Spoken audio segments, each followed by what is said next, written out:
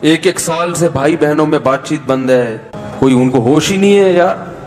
ایک ایک سال گزر جاتا ہے, بات چیت نہیں ہو رہی ہے, ناراض ہیں, ایک دوسرے کی جڑیں کاٹ رہے ہیں. ایک صحابی نے عرض کیا, یا رسول اللہ میرے بھائی مجھ سے بات نہیں کرتا, سال بہت عرصہ ہو گیا. آپ نے فرمایا وہ اگر رشتہ داری توڑتا ہے تم جوڑنے کی کوشش کرو. یعنی غلطی اس بھائی کی تھی نا. آپ نے فرمایا پھر بھی تم جوڑو. فرمایا میں جوڑنے کی کوشش کرتا ہوں پھر بھی وہ رشتہ داری توڑتا ہے. پھر آپ نے فرمایا وہ اپنے لیے جہنم کی آگ کا ٹکڑا خرید رہا ہے. یعنی تمہارا فرض ادا ہو گیا, اب وہ اپنے لیے آگ کا انتظام کر رہا ہے.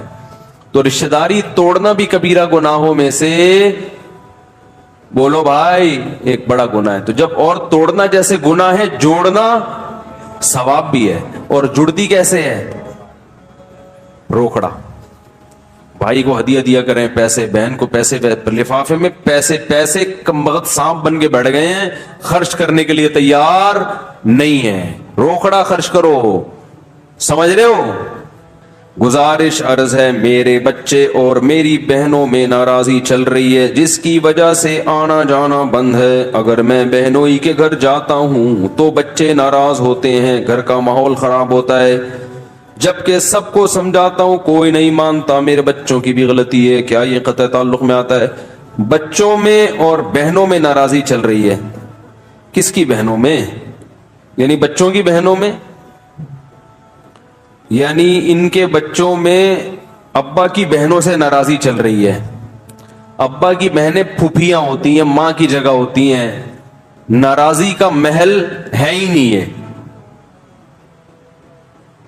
بڑا چھوٹے سے ناراض ہو, چھوٹے کو بڑے سے ناراض ہونے کا آپشن بولو بھائی ہے ہی نہیں. یہ کوئی تو ناراضی کا وہی غلط ہے. زیادہ سے زیادہ انہوں نے ناانصافی کر دی ہوگی, تو بس یہ ہوتا ہے کہ پھر تھوڑا تعلق, تھوڑا ریزرو رہ لو. ایک روایت میں نے سنی تھی, حضرت ابو ہریرہ رضی اللہ تعالی عنہ کسی محفل میں حدیث بیان کر رہے تھے. تو جمعرات کا دن تھا, حضرت ابو ہریرہ اس میں وعظ کیا کرتے تھے, کہیں کوفہ میں یا بصرہ میں.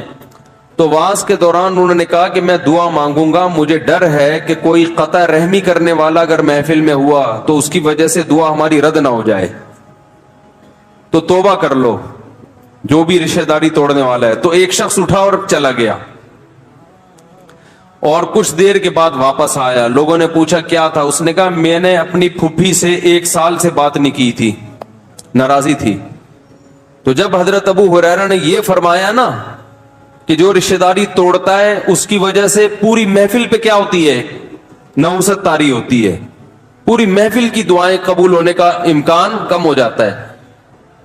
تو مجھے خیال ہوا میری وجہ سے سب کا نقصان ہوگا, تو میں گیا ہوں اپنی پھوپھی کو منا کے آیا ہوں میں.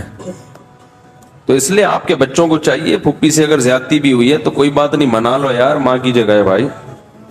تمیز مارکیٹ میں جھاٹ ہو گئی ہے, تو ٹی وی ڈراموں میں عدم برداشت سکھایا جا رہا ہے, اس کو کمال سمجھا جاتا ہے.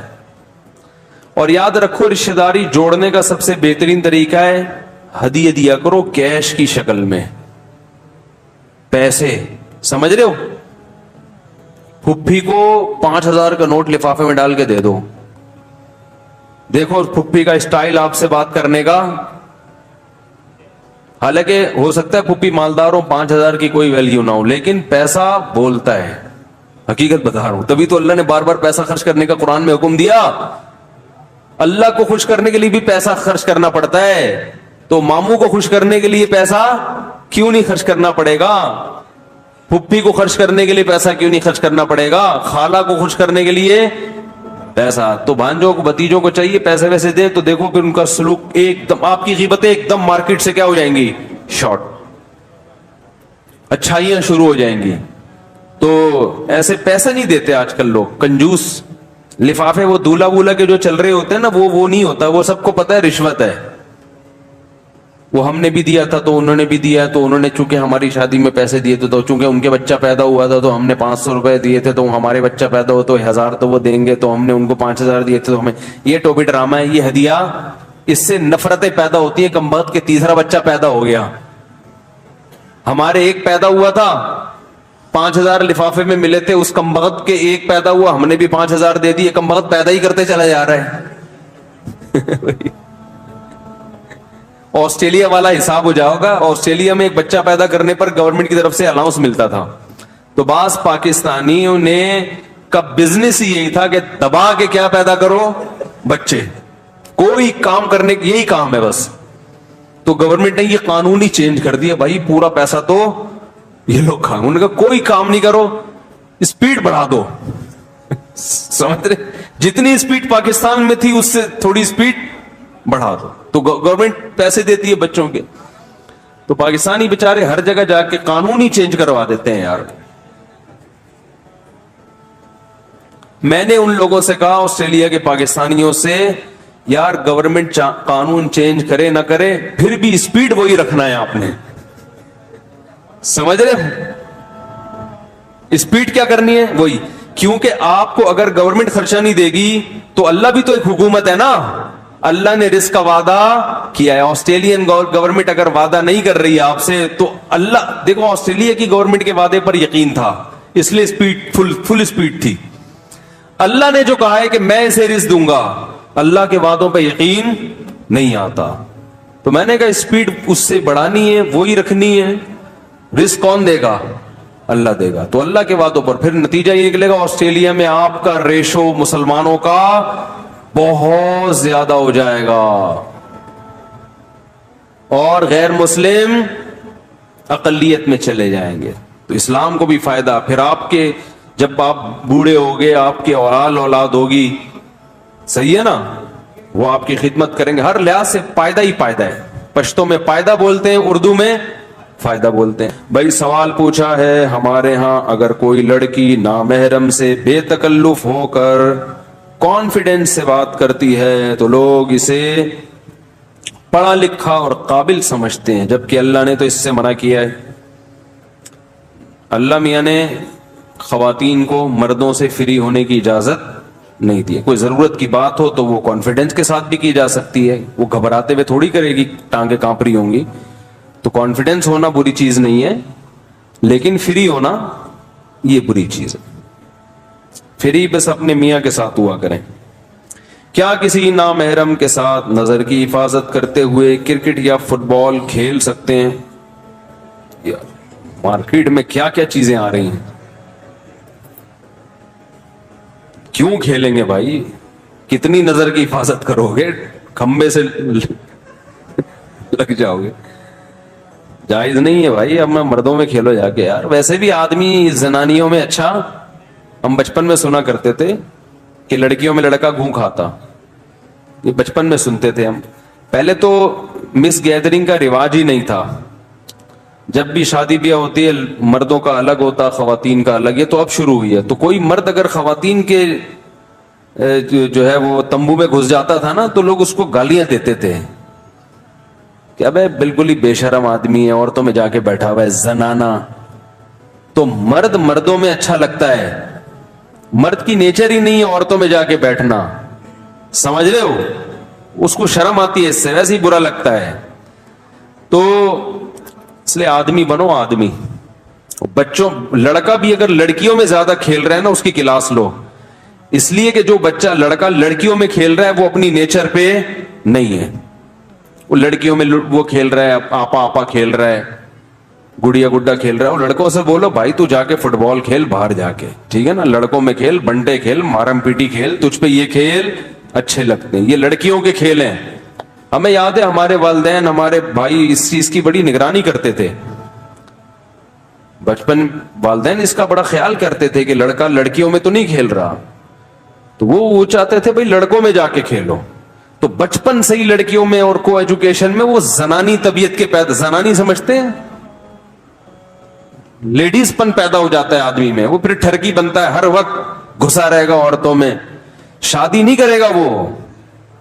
आप समझते हो कि वो 4-4 शादियां करेगा, 4-4 शादियां आदमियों का काम है ठीक है ना, बंदों का काम है, आदमियों का, जो मर्द होते हैं। और जो औरतों के पीछे भागते हैं ना ठरकी, ये मर्द नहीं होते, इनमें जनानापन होता है, हर वक्त औरतों में घुसने का शौक। मर्द दूसरी शादी तो आदमी का, बैठे हुए अभी इनके ससुर बोलेंगे अभी से हमारे دامادوں کو خراب کر رہا ہے. بالکل نہیں کرنی چاہیے بھائی. آپ لوگ اپنے ابھی فی الحال آرام سے. اسی محفل میں اگر وہ پھر غلط ہو جاتا ہے نا, ہر بات ہر جگہ کہنے کی نہیں ہوتی. ابھی نئی نئی شادی ہوئی ہے ان کی, دلہن سے جا کے پہلے دن ہی بول دیں آج میں 4 شرعی بیان سن کے آیا ہوں, پتہ چلتا. تو وہ ہر بات ہر جگہ کہنے کی نہیں ہوتی. میں ابھی فی الحال اس کو پھر ہم جمعے کے دن سورہ کہف کی تلاوت کرنا حدیث سے ثابت ہے. جی ہاں, صحیح حدیث ہے کہ جس نے جمعے کے دن سورہ کہف کی تلاوت کی وہ دجال کے فتنے سے محفوظ رہتا ہے. جمعے کے دن بھی کر سکتے ہیں, جمعے کی رات کو بھی یعنی جمعرات کو بھی کر سکتے ہیں, رات کے وقت. مفتی صاحب جنت میں لے جانے والے اعمال کون سے ہیں؟ حدیث میں آتا ہے جنت میں لے جانے والے سب سے پہلے تو کبیرہ گناہوں سے بچنا, اس کے بغیر جنت کا تصور غلط ہے. اس کے بعد کچھ اور اعمال ہیں. آپ نے فرمایا تقرئ السلام, سلام کو فروغ دو, اور فرمایا تطعم الطعام, لوگوں کو کھلایا کرو. یہ کھلانا اصل میں بتایا جا رہا ہے کہ بنیادی ضرورتیں پوری کیا کرو لوگوں کی, کیونکہ بنیادی ضرورت کھانا ہے نا. اس زمانے میں علاج اور یہ سب چیزیں تو اتنا نہیں ترقی کی تھی. تو یہ جزیہ ہے, اس سے اصول یہ سمجھایا جا رہا ہے کہ لوگوں کی بیسک ضرورتیں پوری کیا کرو. تو یہ چند چیزیں ایسی ہیں. آپ نے فرمایا کیا ہے, افش السلام اور تطعم الطعام, اور آگے الفاظ ہیں تدخل الجنت بسلام, تم جنت میں سلامتی کے ساتھ داخل ہو جاؤ گے. تو اللہ کی مخلوق کا خیال کرو, سلام کو فروغ دو. جو اخلاق ہمارے ہونے چاہیے تھے وہ ایئر ہوسٹس نے لے لیے ہیں اور انگریزوں نے لے لیے ہیں. انگریز ہر ایک سے کیسے تھینک یو سے بات کرتے ہیں, ہمارے یہاں کسی سے دوسری دفعہ ایک بات کر کے تو دکھاؤ. البتہ یہ ضرور ہے کہ آپ کے اخلاق کتنے میٹھے کہ لوگ نے آپ کو کھانا شروع کر دیا آپ کو, یہ ٹھیک نہیں ہے. میں بھی بعض دفعہ فون پہ غصے ہو جاتا ہوں, تو اس سے لوگ کہتے ہیں ممبر پہ اخلاق سکھاتے ہیں اور ہم سے تمیز سے بات نہیں کر رہے. اس کی وجہ یہ ہے کہ آپ نے ایک دفعہ کسی کو ایک بات سمجھا دی, پھر وہ اس کو دوبارہ سمجھا دی, پھر وہ فون کر رہا ہے تیسری دفعہ سمجھا دی, پھر وہ فون کر رہا ہے چوتھی دفعہ سمجھا دی. تو ہم کچھ ساری دنیا میں آپ کے لیے تو نہیں فارغ بیٹھے ہوئے ہیں نا, پھر سوال بھی الٹے کر رہا ہے.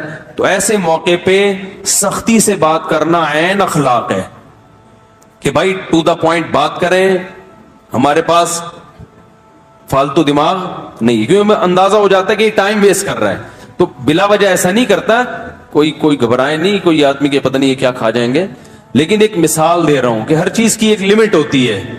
سمجھتے ہو کہ نہیں سمجھتے؟